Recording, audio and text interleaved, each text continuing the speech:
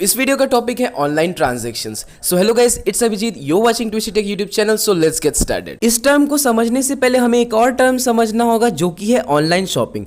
अब मुझे नहीं लगता कि कोविड-19 के बाद आप लोग में से कोई भी ऐसे स्मार्टफोन यूजर होंगे जिन्होंने ऑनलाइन शॉपिंग नहीं की होगी। ऑनलाइन शॉपिंग मतलब कि जब भी आप किसी भी प्रोडक्ट या सर्विस को परचेज करते हैं बिना किसी जगह फिजिकली प्रेजेंट हुए, तो उसे आप ऑनलाइन शॉपिंग कंसिडर करते हैं। ऑनलाइन शॉपिंग साइट्स या एप्स बेसिकली एक वर्चुअल मार्केट प्लेस होते हैं जहां पे आप with in the country and outside the country products and services की शॉपिंग करते हैं। अब आपने ऑनलाइन शॉपिंग को तो समझ लिया, अब आगे क्या? अब आपने कुछ भी ऑर्डर किया है तो वो प्रोडक्ट या सर्विस आपको फ्री में तो मिलेगा नहीं ना। तो यहाँ पे टर्म आता है मोड ऑफ पेमेंट या कह लीजिए पेमेंट मेथड। पेमेंट मेथड्स कुछ टाइप्स के होते हैं, पहले मैं आपको वो बता देता हूँ। प्रीपेड पेमेंट, इस मोड ऑफ पेमेंट में यूपीआई यानी कि unified payments interface, debit card, RuPay card etcetera involved है, जिसमें आपको पैसे ऑर्डर प्लेस करते वक्त देने पड़ते हैं। कैश ऑन डिलीवरी और पे ऑन डिलीवरी, इस मोड ऑफ पेमेंट में जब तक आप आपके द्वारा की गई ऑर्डर को रिसीव नहीं कर लेते तब तक आपको कोई पैसे नहीं देने पड़ते। डिलेड पेमेंट्स, अब ये कोई कैटेगरी नहीं है, बस मैं आपको एक्सप्लेन करने के पर्सपेक्टिव से इसे बता रहा हूँ।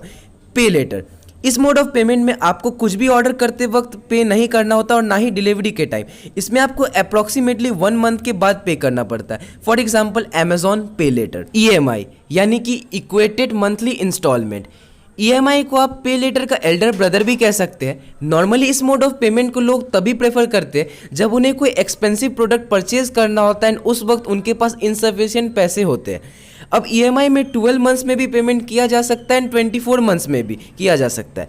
अब ये product to product, service to service vary करता है। आप अपने केस में अगर आपको ऐसा करना है तो आप terms and condition page check कर लीजिएगा। अब इतना कुछ समझने के बाद आपके मन में ये सवाल तो ज़रूरी आ रहा हो कि यार हमने ऑनलाइन ट्रांजेक्शन्स तो सीख लिए कि ये सब क्या होते हैं, बट इनके बेनिफिट्स क्या है, मतलब हम ऑनलाइन ट्रांजेक्शन से और क्या क्या चीज़ें कर सकते हैं। तो मैं आपको बता दूं कि ऑनलाइन ट्रांजैक्शन से आप किसी को भी मनी ट्रांसफ़र कर सकते हैं। E commerce sites like Amazon, Flipkart पे शॉपिंग तो कर ही सकते हैं।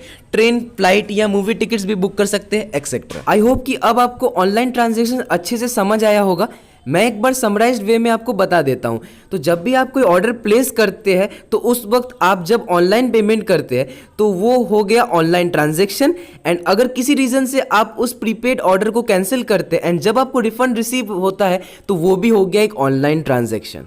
So that's all for this video. I hope you like this video. Hit the like button, subscribe this channel for more videos. I will see you in the next one. Thanks for watching.